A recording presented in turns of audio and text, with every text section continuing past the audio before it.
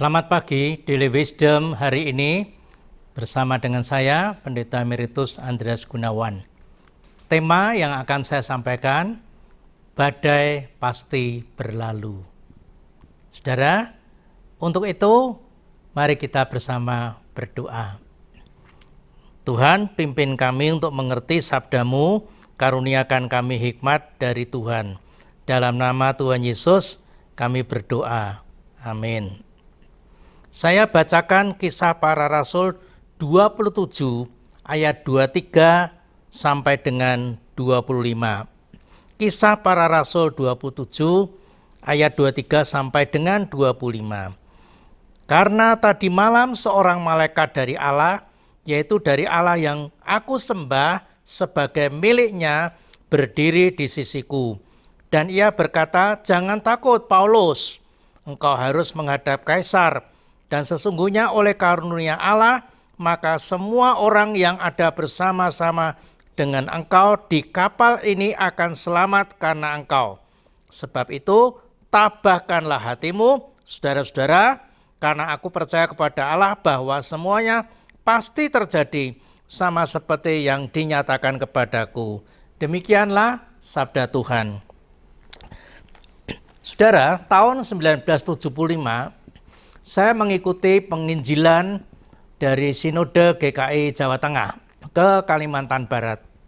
Ada yang sampai hari ini mengesan buat saya, yaitu perahu klotok yang kita tumpangi untuk pergi ke pelayanan itu sepulangnya dari pelayanan bocor. Dan air begitu cepatnya masuk ke dalam perahu. Berlomba-lomba kita mengangkat air itu keluar, sementara air dari bawah terus masuk. Lalu kita saat itu melakukan apa? Doa dan puji-pujian. Kita berdoa dan memuji Tuhan. Kita minta supaya Tuhan berikan kepada kita tempat untuk segera kita bisa menepi. Kita minta Tuhan tunjukkan sebuah tempat desa atau pantai supaya segera kita bisa meminggirkan perahu. Nah, ajaib Tuhan terjadi. Perjalanan kita dari awal sampai ke tempat pelayanan itu 2 jam, saudara. Tapi ketika kita pulang, itu hanya setengah jam. Tiba-tiba kita tersadar bahwa kita sudah berada di sebuah tempat, entah di mana karena gelap, kita turun, ternyata itu tempat base camp kita. Tuhan menolong kita sedemikian rupa. Ajaib Tuhan, badai pasti berlalu. Paulus pernah mengalami yang semacam ini, saudara, terkena badai ketika dia harus menghadap Kaisar. Sampai semua barang yang ada di kapal dibuang, alat-alat kapal pun sampai dibuang. Dan Paulus mengatakan, saudara-saudara, semua penumpang kapal jangan takut, sebab kita semua akan selamat, kecuali apa yang kita bawa ini akan hilang. Saudara-saudara, apa yang harus kita lakukan ketika hidup kita mengalami badai? Apa? Banyak orang berkata ketika mengalami badai, badai keluarga, badai kegagalan, badai kekecewaan, dan badai apa saja namanya. Orang bertanya, Tuhan, mengapa ini semua terjadi? Dan memang tidak ada jawaban segera. Kalau toh Tuhan menjawab pun juga nanti, ketika kita menyadari bahwa semua ini diizinkan Tuhan terjadi. Dalam pembacaan kita tadi kita melihat, saudara, kapal terombang-ambing sedemikian rupa, barang-barang sudah banyak yang dibuang ke laut untuk meringankan beban kapal tersebut, dan semua penumpang panik sampai mereka tidak makan beberapa hari. Tapi Paulus mengatakan, jangan takut, yang terbuang itu tidak akan kembali, tetapi kita semua akan selamat. Dalam keadaan yang semacam itu, datanglah malaikat Tuhan di sisi Paulus meneguhkan dan mengatakan bahwa tidak semua akan binasa.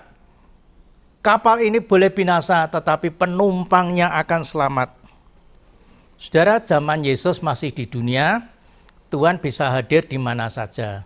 Di tengah laut, di atas berjalan di atas air, Tuhan Yesus ada di dalam perahu, Tuhan Yesus ada di danau dan sebagainya. Tapi zaman ini Tuhan biasanya akan mengutus malaikatnya untuk mendampingi orang-orang percaya supaya ketika kita mengalami badai, badai itu pasti berlalu.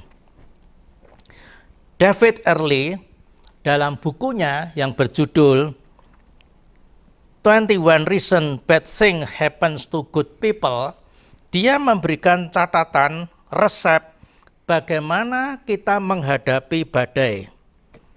Bagaimana kita menghadapi badai kehidupan.